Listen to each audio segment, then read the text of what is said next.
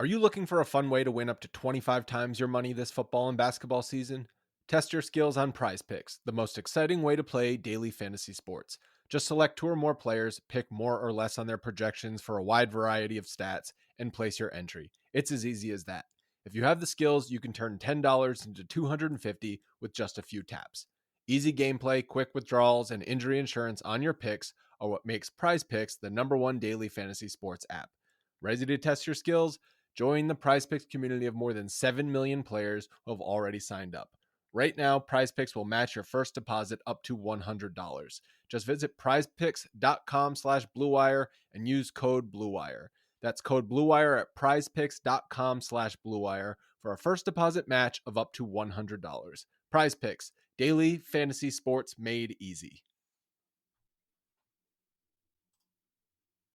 Today's episode is brought to you by Cars.com. With over 2 million vehicles and 50,000 more added every day, Cars.com will match you with the perfect car for you, your budget, your life, your style. And if you're ready to say goodbye to your current car, Cars.com will get you an instant offer to cash it in. Just start by entering your license plate and get matched with a local dealer who will write you the check. So whether you're looking to buy or sell, just go to Cars.com. It's magical. Hello, everyone. Welcome to Mavs Moneyball After Dark, and this time we mean it because we're not just talking to you the day of the game. We're talking to you the day after the game because it is just after midnight on Wednesday, January 11th. Tonight, this morning, whatever the hell time you want to call it, I am joined by Mavs Moneyball contributor Logan Thompson. How you doing, Logan? I'm doing well. It's my inaugural Mavs Moneyball After Dark appearance. That's right, but you've been on our live show, I have, 50, for sure. 50 times. So it's times. It's Yes. it's the same thing as that. It's just we're just talking a little bit more. Josh, Exactly. we give Josh the night off because I think he's it's just frankly 4 late games in a row. Who the hell wants to do this over and over again? We do because we're weird. And the Mavericks just suffered a loss at the hands of the Los Angeles Clippers, 113-101. It was a weird and wonky game. I wrote the recap for it. And for me, the game came down to two pretty straightforward things. The first being second chance points. The Mavericks allowed the Clippers, who are very bad at second chance points, 20 of them. And then the other thing, which basically led to the second chance points, was the repeated early doubles of Kawhi Leonard, who simply made basic ball rotations, no nifty passes, none of the shit Luka has to do. And people like, who was it here? Who was the Clipper that just carved us? Norman Powell just carved Dallas up to the tune of 27 points, and so did everybody else. And it was kind of a stupid game to watch, to be honest. It wasn't a lot of fun. The Mavericks were down by 20 at various points. They made a run because Luka Doncic, who started 1 of 5, finished the game shooting 11 of 17 and scored 43 points. It was, it was just kind of your standard, why did the Mavs lose? Oh, they didn't get enough help from anyone else kind of game, Yeah, I think Luka went to throw up. That was my theory, is that he was hungover from the national championship. Two! He was bad. That first half, he was bad. I think he went threw up, one Jameson shot, and he was good to go. The second half is so much more indicative of how well he ended up playing because he was attacking. He was finishing on some of those like 6 to 10 foot area shots that he, and really interestingly enough, Kawhi Leonard makes look so easy, but it was just not to be. I wrote sort of extensively about this in the second quarter when Kawhi Leonard came back in. The Mavericks were down 8, and they sent doubles at him every time. And at halftime, the Mavericks were down 22. So the Clippers grew their lead by 14 points in 6 minutes, scoring, I think, on nearly every possession. And what I find myself not super pissed at it overall, even though I'm annoyed at the tactic. I just like this Mavericks team can't play that kind of defense. Like they don't have the bodies to help and recover. So I don't I seriously question the coaching decision to do that often and that long. Like, that's one of the worst coached games that this team has had in a long time. That's a Maxey is needed for tactic. Yep. Which is funny because Max, you know what I mean? Like, that you at least need him. We don't have like the size, not just the size of like a big, which is what people usually think of, but even like Dorian. Like, we don't have any bodies to get in the way. Even with the second chance points, I was thinking that too when you're saying that, because Zubac didn't play that much. And you said the Clippers aren't very good at that, but they still have like 4 big wings, and those guys can just bully us right now. So I feel like those were kind of 2 similar things where it's like we just don't have guys to get in the lane and like deny anything. Speaking to your point there, Robert Covington by himself had 4 offensive rebounds of the Clippers' 12 offensive boards. The Mavericks had 3 offensive rebounds for a comparison point here. And it's just very frustrating to watch because the Clippers have one of the worst offenses in the league. It's actually something that, now that we have 40 games, we have 40 games of data. So they run this, they don't even run an offense. They basically do my turn, your turn. So by giving guys basically straight lines at the basket, it was just punishment. I mean, it also was kind of a shocking reminder of how little the Mavericks attack off the dribble in certain situations by anyone other than Spencer and Luka. It was just, I don't want to say it was frustrating because it sort of felt preordained.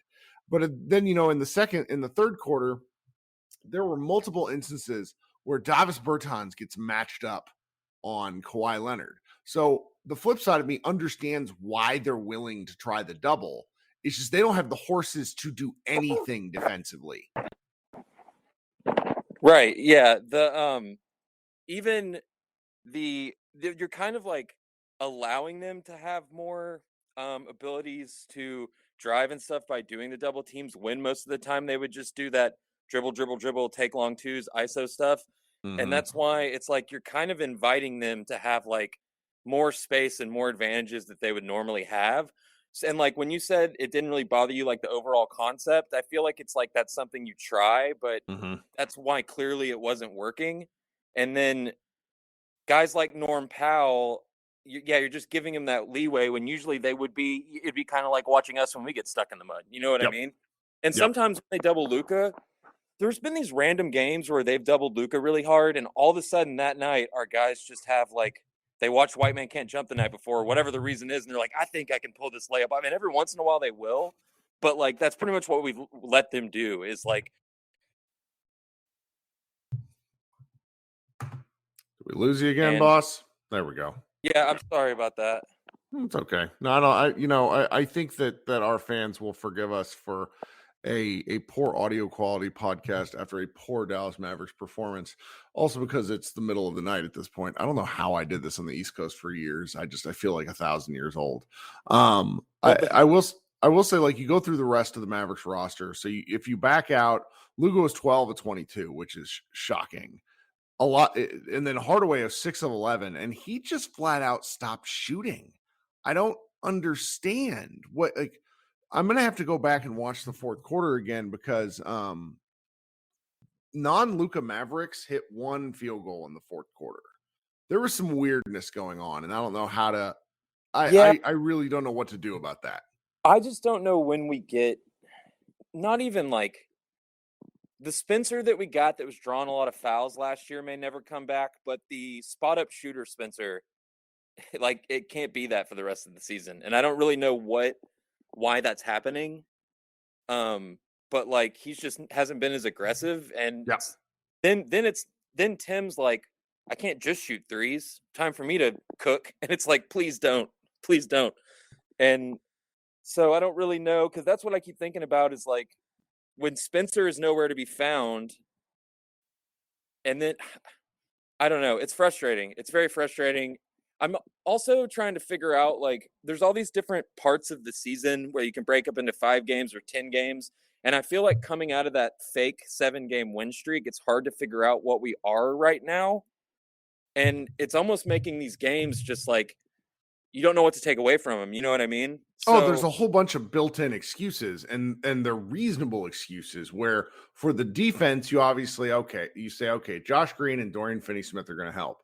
But then, for example, one of our former contributors, Austin, was commenting on how he thinks that Dorian Finney-Smith and Josh will help with the rebounding.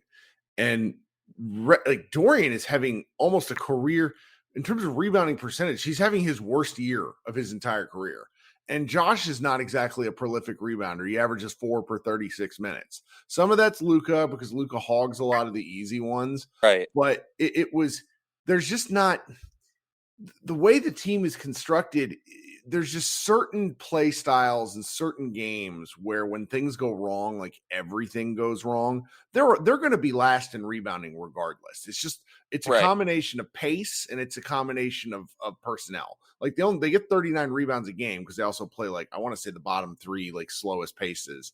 So it's like that, like they're bad at rebounding and then they don't get that many chances at getting them anyway. So it's like I don't know what to feel about this team because they're still the 4 seed, even after losing this tonight. Like they would have to go, take kind of a Clipper, Clippers just lost 6 games in a row. They would have to take kind of an indescribably difficult for them tumble because when you have Luka scoring 35 plus points a night, it just gives you that chance. Yeah, they're a half game up on the Kings. Plus the generated threes. Like I feel like between Luka being Luka and like the fact how many open threes they get, it is pretty hard just by variance to like have that kind of skid. Yeah.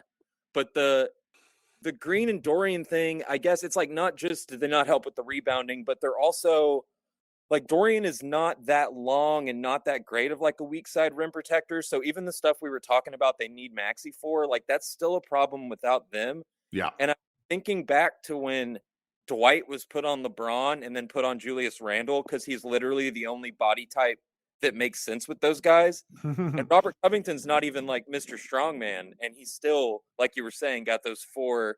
So it's like it's weird that Maxey. It's like just so strange how continuously important he is.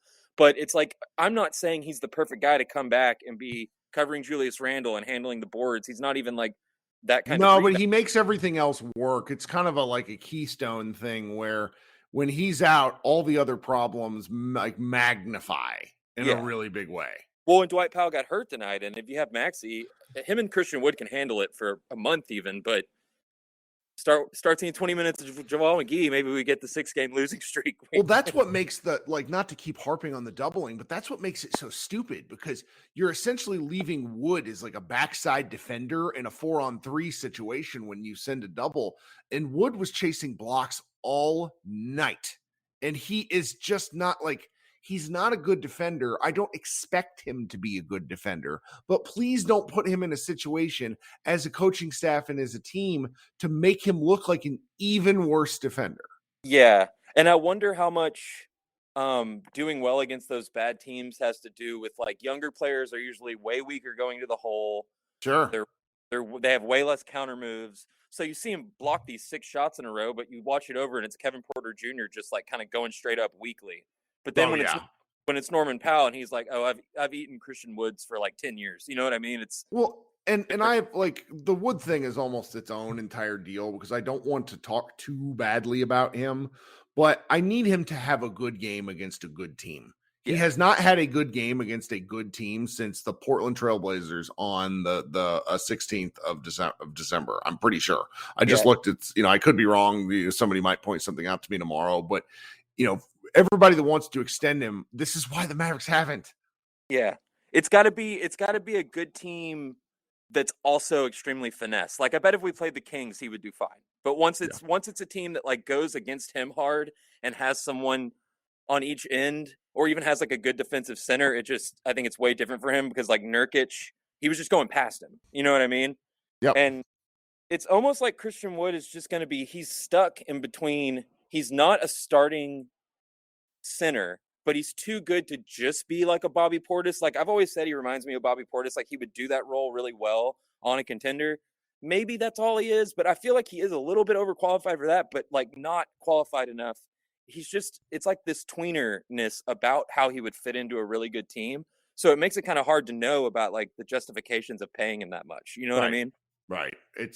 We're just, and that goes back to my previous thought about built-in excuses. There's just so much to where you have to kind of make some leaps and guesses.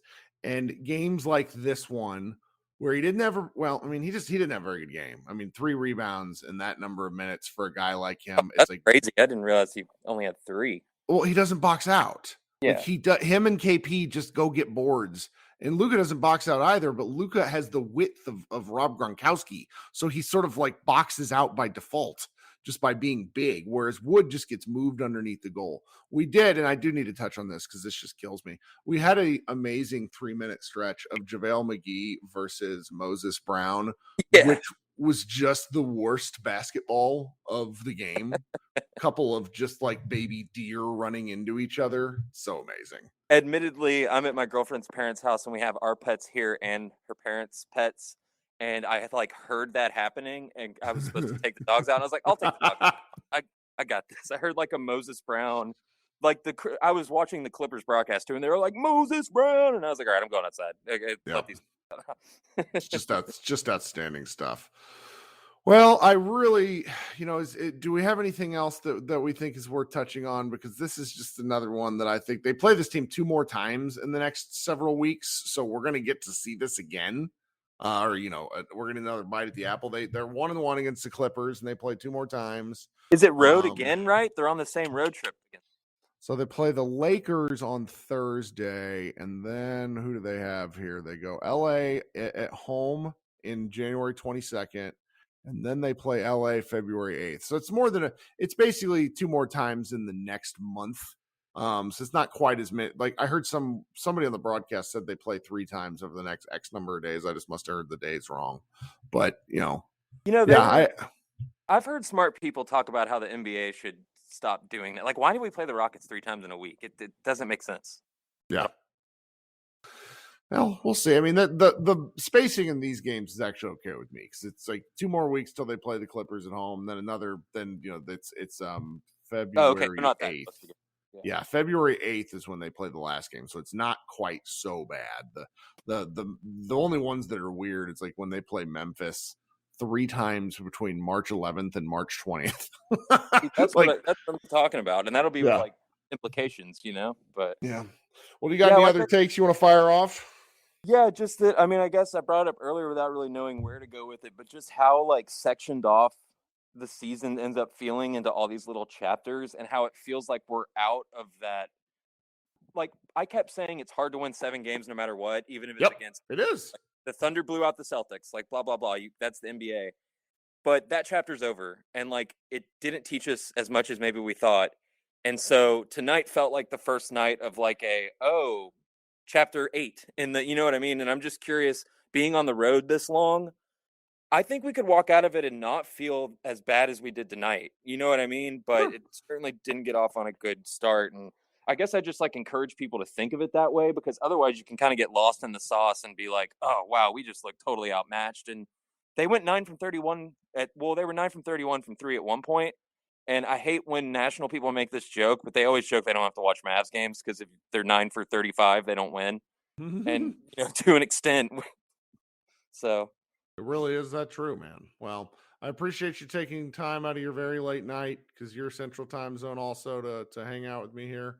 You're gonna, it's still early in the month. You will write. I'm sure Logan does the thing which always makes me laugh as an editor, where he'll tell me he's writing something, then I'll forget about it for like 3 days, and then he'll tell me there's like 1,500 words turned in, which is delightful. You can check out his work in Mavs Moneyball. You can check out my preposterous recap where I couldn't think. I'm so tired. I wrote about like 50 words on the Frank Ntilikina post-up which occurred, which just like made me so angry. We didn't talk about that. No, I mean, what do you say? It's like Frank Ntilikina had a post up, and it's like, and I just like my Twitter recap says, in this economy, like, what are we doing? So, this has been Kirk Henderson and Logan. Thanks so much for hanging out with us. Look for the Spotify Live to get posted Wednesday afternoon. Everybody have a great week, and we will see you after the Lakers game.